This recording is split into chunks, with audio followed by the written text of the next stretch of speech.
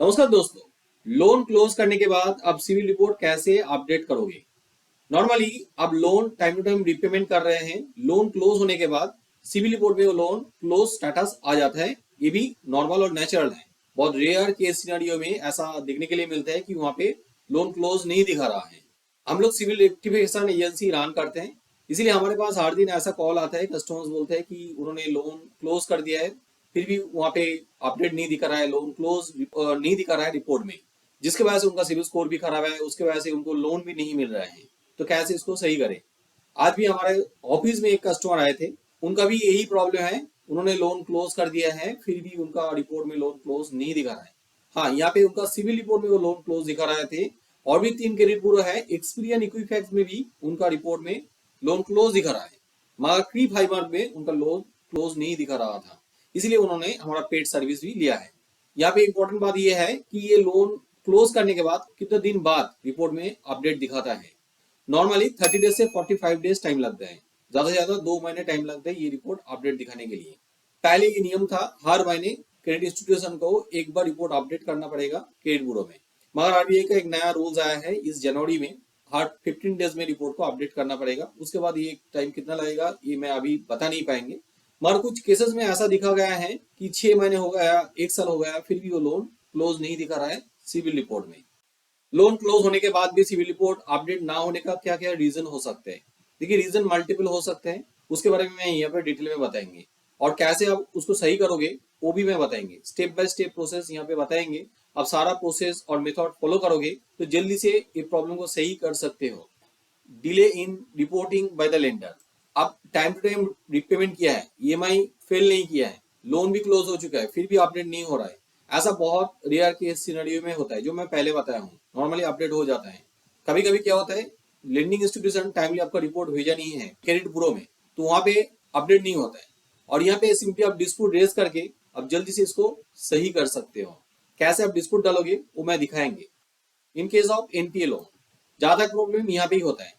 आपका civil report में पहले से ही राइट ऑफ अकाउंट है, या तो सूट फाइल है, विलफुल डिफॉल्ट है, उस केस में लोन को आपने क्लोज किया है, फिर भी यहाँ पे अपडेट होने में काफी ज्यादा टाइम लग जाता है, कभी कभी अपडेट नहीं होता है। सबसे ज्यादा प्रॉब्लम होता है सेटल लोन में।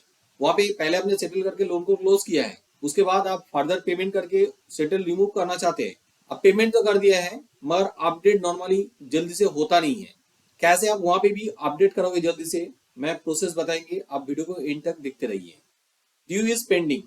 अब कुछ केसेस में क्या होता है, टाइम टू टाइम अब ईएमआई पेमेंट भर दिया है, लोन को भी क्लोज कर दिया है, मगर जितना ईएमआई था उसके अंदर भी एक या तो 2 ईएमआई अपने बाउंस कर दिया है। उसके बाद आपने पेमेंट भी जल्दी से कर दिया है, मगर वहां पे क्या होता है, पेनल चार्जेस या तो बाउंस चार्जेस लग जाता है। जो बैंक या तो एनबीएफसी कंपनी जहां से आपने लोन लिए थे, वो लोग आपके पास से वो पैसा लिया नहीं है, और आपने भी वो पैसा कंपनी में पे नहीं किया। आपको पता लग रहा है कि मैंने सारा ईएमआई पेमेंट कर दिया है, बैंक ईएमआई लेना भी बंद कर दिया है, तो मेरा लोन क्लोज हो चुका है अपने आप। मगर यहाँ पे वो जो ड्यू अमाउंट है, वो ड्यू अमाउंट की वजह से लोन अकाउंट क्लोज नहीं होता है। बाद में जाके आप लोन के लिए अप्लाई करोगे, देखोगे कि आपका कोई किसी लोन में ओवर ड्यू है या तो रिटर्न ऑफ है। तो इसीलिए मैं हमेशा बताता हूँ कि आप जैसे लोन रिपेमेंट कर रहे हैं, क्लोज हो रहा है, तो जरूर नो ड्यू सर्टिफिकेट भी लीजिए, क्लोजर लेटर लीजिए, वहां पे आपको पता चलेगा कि कोई ड्यू है कि नहीं। अब ड्यू पेमेंट कर दोगे तो आसानी से ये प्रॉब्लम आपका सॉल्व हो जाएगा। पे लेटर सर्विसेज एक नया जमाना का नया प्रॉब्लम है। देखिए, जितना बेनिफिट भी मिल रहा है उतना प्रॉब्लम्स भी आ रहा है। आपने अमेजन या तो फ्लिपकार्ट से कोई सामान खरीद रहा है पे लेटर सर्विस लेके, आपने टाइम टू टाइम ईएमआई भी पेमेंट कर दिया है, फिर भी आपका सिविल रिपोर्ट में वो लोन अकाउंट क्लोज नहीं दिखाता है, क्योंकि ये पे लेटर सर्विसेज जो है, आगे चल के आप फिर से पे लेटर सर्विस लेके सामान खरीद सकते हैं। जब तक ना ये लोन अकाउंट को आप क्लोज करोगे, तब तक ये सिविल रिपोर्ट में क्लोज नहीं दिखेगा। क्रेडिट कार्ड, हम लोग ऐसा कुछ केसेस देखा है, कस्टमर क्रेडिट कार्ड बंद कर दिया है बोल रहे हैं, फिर भी उनका रिपोर्ट में दिखा रहा है रिटर्न ऑफ स्टेटस है, ओवरड्यू स्टेटस है। क्योंकि यहाँ पे ये जो प्रॉब्लम होता है, कस्टमर क्रेडिट कार्ड यूज कर रहे हैं, पूरा पैसा पेमेंट करने के बाद उनको लग रहा है नहीं मैं ये कार्ड यूज नहीं करेंगे, वो फोन करके बताते हैं कस्टमर सर्विस में, मेरा कार्ड बंद कर दो, मैं इसको कंटिन्यू नहीं करना चाहता हूँ। तो वहां से पहले तो रिक्वेस्ट करते हैं, सर आप कंटिन्यू कीजिए, कोई प्रॉब्लम नहीं है, अब बाद में भी क्लोज कर सकते हो। तो यहाँ पे आप इंसिस्ट करोगे तो लोग बोल रहे ठीक है हम लोग क्लोज कर देता हूँ, मगर एक्चुअल में लोग क्लोज नहीं करते कभी कभी, और इसके वजह से आपको भी प्रॉब्लम फेस करना पड़ता है। आपको पता नहीं चलता है, वहां पे ओवर ड्यू होते जाता है, बाद में जाके राइट ऑफ भी हो जाता है। ऐसा बहुत सारा केसेस हम लोग दिखाए हैं। तो हमेशा क्रेडिट कार्ड आप बंद कर रहे हैं तो वहां पे क्लोजर लेटर भी लीजिए। अब देखिए अभी जो प्रॉब्लम हो गया था हो गया, यहाँ पे आपको क्या करना चाहिए ताकि आपका ये लोन क्लोज भी दिखाए और जल्दी से अपडेट भी हो जाए सिविल रिपोर्ट में। सबसे पहला काम है, कोई भी आउटस्टैंडिंग अमाउंट रहे उसके लिए आप डिमांड लेटर लीजिए बैंक से, जितना अमाउंट मांग रहा है पूरा पैसा पेमेंट कीजिए। पेमेंट करने के बाद जरूर नो ड्यू सर्टिफिकेट लीजिए, और आगे आपको क्या करना होगा वो मैं बता रहा हूँ। आपने पेमेंट कर दिया है, क्लोजर लेटर ले लिया है, अब 30 डेज 45 डेज के लिए इंतजार कर सकते हो, सिविल रिपोर्ट चेक कर सकते हो, अपडेट हो जाता है तो अच्छा है, नहीं तो आप सिविल में कंप्लेन कीजिए। आप पेमेंट करने के बाद भी ये कंप्लेन कर सकते हो। यहाँ पे मैं दो प्रोसेस बताया हूँ। पहला प्रोसेस है आप ऑनलाइन में डिस्प्यूट रेज कीजिए सिविल पोर्टल पे लॉगिन करके, नहीं तो आप रिटर्न कंप्लेन भी कर सकते हो, ये भी ऑनलाइन में ही आपको करना पड़ेगा सिविल का साइट में जाके।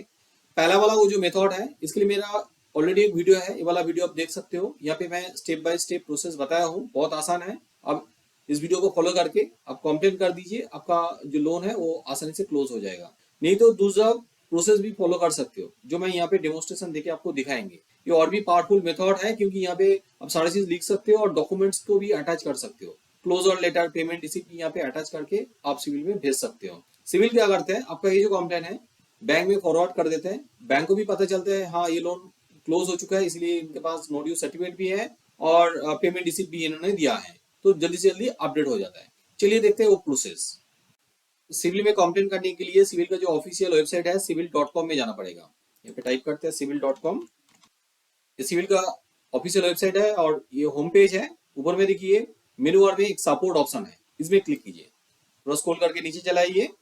यहाँ पे देख रहे हैं कॉन्टेक्ट अस, इसके बगल में एक येलो कलर का बटन है click here to know the details, इसमें क्लिक कीजिए। यहाँ पे कॉन्टेक्ट अस के नीचे यहाँ पे देखिए write to us click here, एक लिंक दिया हुआ है, इस लिंक पे क्लिक कीजिए, तो स्क्रॉल करके चलाइए कॉन्टेक्ट अस, इसके नीचे दो दो बटन दिख रहे हैं, कंज्यूमर, कमर्शियल। अब इंडिविजुअल सिविल रिपोर्ट में डिस्प्यूट रेज करने के लिए आप कंज्यूमर में क्लिक करोगे, कंपनी सिविल रिपोर्ट के लिए कमर्शियल में क्लिक करना पड़ेगा। दोनों प्रोसेस ऑलमोस्ट सिमिलर है, तो मैं इंडिविजुअल के लिए यहाँ पे दिखा रहा हूँ, इसीलिए कंज्यूमर में क्लिक करता हूँ। जैसे आप यहाँ पे क्लिक करोगे चार ऑप्शन चला आता है। पहला वाला ऑप्शन देखिए डिस्प्यूट, इसमें क्लिक कीजिए। इसके बाद देखिए डिस्प्यूट अकाउंट सेक्शन, आपको अकाउंट क्लोज करना है तो इसीलिए डिस्प्यूट अकाउंट सेक्शन में जो बटन दिख रहे हैं इसमें क्लिक कीजिए। यहाँ पे क्लिक करने के बाद ये सारा डिटेल इन्फॉर्मेशन चलाता है और नीचे देखिए still need help right us by clicking here, एक लिंक है, इस लिंक पे क्लिक कीजिए। जैसे आप इस लिंक पे क्लिक करोगे ये नया पेज चला आता है। यहाँ पे ईमेल आईडी और सर्विस रिक्वेस्ट नंबर देने का दो दो ऑप्शन है। पहले इस प्रोसेस के थ्रू आपने कंप्लेन किया है तो यहाँ पे आपको ईमेल आईडी और सर्विस रिक्वेस्ट नंबर देने के बाद सबमिट करना पड़ेगा। तो मैं यहाँ पे फर्स्ट टाइम कंप्लेन कर रहा हूँ तो इसीलिए न्यू एप्लीकेशन में क्लिक करेंगे।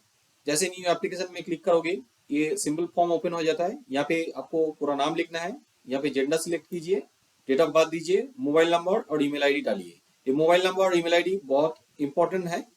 यहाँ पे वो मोबाइल नंबर और ईमेल आईडी डालिए जो लोन लेने के टाइम पे हमने दिए थे, क्योंकि वहाँ पे जो डेटा आपने दिए थे वो डेटा सिविल का डेटाबेस में चला जाता है और ईमेल आईडी सिविल का डेटाबेस में रहेगी, तो यहाँ पे आपके साथ कम्युनिकेट वो लोग कर सकते हैं, नहीं तो कभी कभी नहीं भी करते हैं। और आपका वो वाला ईमेल आईडी नहीं रहे तो उस केस में आप सिविल का पोर्टल में रजिस्ट्रेशन करवा लीजिए, जो ईमेल आईडी से आप रजिस्ट्रेशन करवाया है वो ईमेल आईडी डालोगे तो भी वो लोग कम्युनिकेट करते हैं। यहाँ पे आईडी प्रूफ सिलेक्ट कीजिए, कोई भी एक आईडी प्रूफ सिलेक्ट कर सकते हो। मैं हमेशा रिकमेंड करता हूँ कि पैन कार्ड सिलेक्ट कीजिए। लोन लेने के टाइम में आप पैन कार्ड दिए थे और वो पैन कार्ड सिविल का डेटाबेस में है। पैन कार्ड सिलेक्ट करने के बाद यहाँ पे पैन कार्ड नंबर डाल दीजिए। यहाँ पे सर्विस रिक्वेस्ट नंबर और डिस्प्यूट आईडी देने के लिए दो ऑप्शन दिया हुआ है, मगर ये मैंडेटरी फील्ड नहीं है, आपके पास सर्विस रिक्वेस्ट नंबर रहे तो दीजिए। डिस्प्यूट आईडी जो मैं पहला वाला मेथड के बारे में बताया हूँ वहाँ पे कंप्लेन किया है उस प्रोसेस के थ्रू, तो आपके पास ऐसे एक नंबर मिलेगा, सीडीएस से शुरू होगा, कंप्लेन आईडी मिलेगा, तो आईडी आप यहाँ पे भर सकते हो। इसमें प्रायोरिटी मिलता है, नहीं रहे तो मत दीजिए। अब यहाँ पे देख रहे हो डिस्क्राइब योर क्वेरी, अब जो भी आपका प्रॉब्लम है डिटेल में लिखिए। डायरेक्टली यहाँ पे आप लिख सकते हो, 3000 कैरेक्टर तक लिख सकते हो। सिंपल एक कंप्लेन लेटर जो हर जगह में आप लिखते हो वैसे ही लिखिए, मगर यहाँ पे सारा डिटेल इन्फॉर्मेशन दीजिए। यहाँ पे एक चीज जरूर ध्यान में रखिए, आपका सिविल रिपोर्ट में ऊपर में कंट्रोल नंबर रहते हैं, वो कंट्रोल नंबर यहाँ पे जरूर मेंशन कीजिए, क्योंकि सिविल कंट्रोल नंबर देखे उसका डेटा रिट्रीव करके देखते हैं। यहाँ पे आपके बारे में दीजिए और जिस लोन अकाउंट में प्रॉब्लम है उसके बारे में डिटेल में लिखिए। आप यहाँ पे वर्ड फाइल में भी ये कंप्लेन लेटर लिख सकते हो, कॉपी पेस्ट भी कर सकते हो। उसके बाद डॉक्यूमेंट्स अटैच कीजिए, marksheet, no due certificate, CIBIL report यहाँ पे अटैच कर सकते हो, मगर एक चीज ध्यान में रखिए, सिविल रिपोर्ट या तो कोई bank account statement password protected नहीं रहना चाहिए। अब ज्यादा डॉक्यूमेंट्स अटैच करने के लिए प्लस बटन में दबा के आप डॉक्यूमेंट्स अटैच कर सकते हो। मगर आपके पास 5 से ज्यादा डॉक्यूमेंट्स रहे तो एक ही साथ स्कैन करके यहाँ पे अटैच कीजिए, क्योंकि मैक्सिमम ऐसे ही 5 डॉक्यूमेंट्स यहाँ पे अटैच कर पाओगे। हाँ, मैं हमेशा पीडीएफ फॉर्मेट में अटैच करने के लिए बताता हूँ, फिर भी यहाँ पे पीएनजी, जेपीजी फॉर्मेट भी है, मगर पीएनजी फॉर्मेट में डॉक्यूमेंट्स अटैच मत कीजिए क्योंकि इसका फाइल साइज ज्यादा होता है। 5 MB से ज्यादा फाइल होगा तो ये फॉर्म सबमिट नहीं हो सकते हैं, तो इसीलिए इस चीज को ध्यान में रखिए। इसके बाद यहाँ पे देखिए आरबीआई की तरफ से एक नया गाइडलाइन आया है। यहाँ पे आप कंप्लेन कर रहे हैं तो आरबीआई एक नया गाइडलाइन दिया है, 30 डेज के अंदर में ये डिस्प्यूट रिजॉल्व होना चाहिए। सिविल की तरफ से डिस्प्यूट रिजॉल्व नहीं हुआ है तो आपको पर डे बेसिस पे 100 रुपया करके पेनल्टी देना पड़ेगा। तो इसीलिए सिविल की तरफ से आपका अकाउंट पहले ही ले लेता है, तो इसीलिए आपको कुछ इन्फॉर्मेशन यहाँ पे देना पड़ेगा। ID type pan card select कर लीजिए, उसके बाद पैन कार्ड नंबर दीजिए, अकाउंट होल्डर नेम दीजिए, आपका नाम जरूर यहाँ पे होगा, IFSC code, bank name, bank account type, savings current जो भी है आप यहाँ पे सिलेक्ट कीजिए। हाँ, एनआरआई अकाउंट मत सिलेक्ट कीजिए, एनआरआई अकाउंट मत दीजिए। यहाँ पे अकाउंट नंबर डालिए, उसके बाद अकाउंट नंबर दोबारा डालिए और यहाँ पे बैंक एड्रेस दीजिए।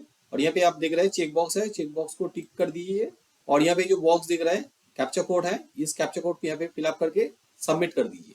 आपका ये फॉर्म सक्सेसफुली सबमिट हो जाएगा, तो सक्सेसफुल मैसेज भी आएगा और उसके साथ एक सर्विस रिक्वेस्ट नंबर दिखाएगी। वो सर्विस रिक्वेस्ट नंबर आपको मोबाइल नंबर पे भी चला जाता है, ईमेल आईडी में भी जाता है। जो रजिस्टर्ड मोबाइल नंबर है वहाँ पे आपको व्हाट्सएप एक्टिवेट रहे तो सिविल की तरफ से वो सर्विस रिक्वेस्ट नंबर व्हाट्सएप के थ्रू भी अभी भेज रहे हैं। यहाँ पे आप इस प्रोसेस के थ्रू डिस्प्यूट रेज करोगे तो 30 डेज के अंदर में डिस्प्यूट रिजॉल्व हो जाता है। मगर 30 डेज के अंदर में डिस्प्यूट रिजॉल्व नहीं होता है तो उसके लिए आपको क्या करना पड़ेगा वो भी मैं यहाँ पे बताएंगे। सिविल में डिस्प्यूट रेज करने के बाद भी 30 डेज हो चुका है, आपका प्रॉब्लम सॉल्व नहीं हुआ है, तो उस केस में आप सिविल एस्केलेशन डेज में कंप्लेन कर सकते हो। इस ईमेल आईडी में आप कंप्लेन लेटर लिख के भेजिए सारा डॉक्यूमेंट्स अटैच करके, और नहीं तो नोडल ऑफिसर को भी आप ईमेल कर सकते हो। नोडल ऑफिसर का ईमेल आईडी में मैंने यहाँ पे दिया हूँ। यहाँ पे जब आप ईमेल कर रहे हैं जरूर जो सर्विस रिक्वेस्ट नंबर है वो मेंशन कीजिए, क्योंकि यहाँ पे वो वैलिडेशन के लिए जरूरी है, तभी जाके यहाँ से एक्शन लिया जाता है और जल्दी एक्शन लेते हैं। हमेशा मैं ये रिकमेंड करता हूँ, जैसे आप सिविल में कंप्लेन कर रहे हो बैंक में भी कंप्लेन कर दीजिए, क्योंकि सिविल में जैसे आप कंप्लेन करते हो सिविल क्या करता है आपका कंप्लेन को बैंक में भेज देता है। बैंक से वेरिफिकेशन होने के बाद बैंक सिविल में वो डेटा भेजता है और उसके बाद सिविल में अपडेट होता है और आपको रिपोर्ट कर देते हैं। मगर इस प्रोसेस में कभी कभी मिसकम्युनिकेशन हो जाता है, इसके वजह से सिविल अपडेट सही टाइम से नहीं होता है और कभी कभी बहुत ज्यादा टाइम लग जाता है। तो आप आपके तरफ से बैंक में एक कंप्लेन लेटर भेजिए ईमेल के थ्रू, जहाँ पे आप डॉक्यूमेंट्स अटैच कीजिए। बैंक को ये पता चलेगा कि आपने पेमेंट कर दिया है, नो ड्यू सर्टिफिकेट भी आपके पास है, उनके तरफ से डेटा सिविल को भेजा नहीं गया है तो वो लोग तुरंत डेटा भेज देते हैं और अपडेट भी हो जाता है। मगर इतना कुछ करने के बाद भी आपका प्रॉब्लम सॉल्व नहीं हो रहा है तो क्या करोगे? तो उस केस में आप आरबीआई में आप कंप्लेन कर सकते हो। आरबीआई में उनका वेबसाइट में जाके सीएमएस पोर्टल में आप डायरेक्टली कंप्लेन कर सकते हो ओम्बुड्समैन में। अब कैसे करोगे ये वाला वीडियो देखिए, यहाँ पे मैं स्टेप बाय स्टेप प्रोसेस बताया हूँ। नहीं तो आप ईमेल भी यहाँ पे कर सकते हो crpc@rbi.org.in में। उम्मीद रखता हूँ आपका जो प्रॉब्लम है जल्दी सॉल्व हो जाएगा, सिविल रिपोर्ट जल्दी से जल्दी अपडेट हो जाएगा। आपका सिविल रिपोर्ट में एरर है, सिविल स्कोर कम है, जिस वजह से आपको लोन नहीं मिल रहा है, आपको पता नहीं चल रहा है कहाँ पे एरर है और क्यों आपका सिविल स्कोर कम है। आपका रिपोर्ट हमें भेज सकते हो, मेरा टीम आपका रिपोर्ट एनालिसिस करके बता देगी कहाँ पे आपका एरर है सिविल रिपोर्ट में और क्यों आपका सिविल स्कोर कम है। और ये report analysis absolutely free of cost है। इसके लिए आज ही हमारे हेल्पलाइन नंबर पे कांटेक्ट कीजिए। हमारा हेल्पलाइन नंबर नीचे डिस्क्रिप्शन में दिया हुआ है। ये नंबर मंडे से लेके सैटरडे ओपन रहता है, सुबह 10 बजे से लेके शाम को 8 बजे, तो कभी भी आप कांटेक्ट कर सकते हो। अब ये वीडियो रात में देख रहे हैं तो उसके इसमें अब हमें व्हाट्सअप भी कर सकते हो, अलग से व्हाट्सअप नंबर भी आपको डिस्क्रिप्शन में मिल जाएगा। आपका व्हाट्सअप देख के मेरा टीम नेक्स्ट डे आपके साथ कांटेक्ट कर लेगी। आप सिविल रिपोर्ट एक्टिवेशन करने के लिए हमारा पेड सर्विस लेना चाहते हो तो वो भी आप ले सकते हो, उसी नंबर पे कांटेक्ट करके आप हमारा पेड सर्विस दे सकते हो सिविल रिपोर्ट एक्टिवेशन करने के लिए। मेरा ये वीडियो अच्छा लगे तो जरूर लाइक कीजिए, मेरा चैनल को सब्सक्राइब कीजिए और जरूर बेल आइकन को दबा दीजिए ताकि आने वाला वीडियो का नोटिफिकेशन आपके पास चला जाए। वीडियो अंत तक देखने के लिए बहुत बहुत धन्यवाद।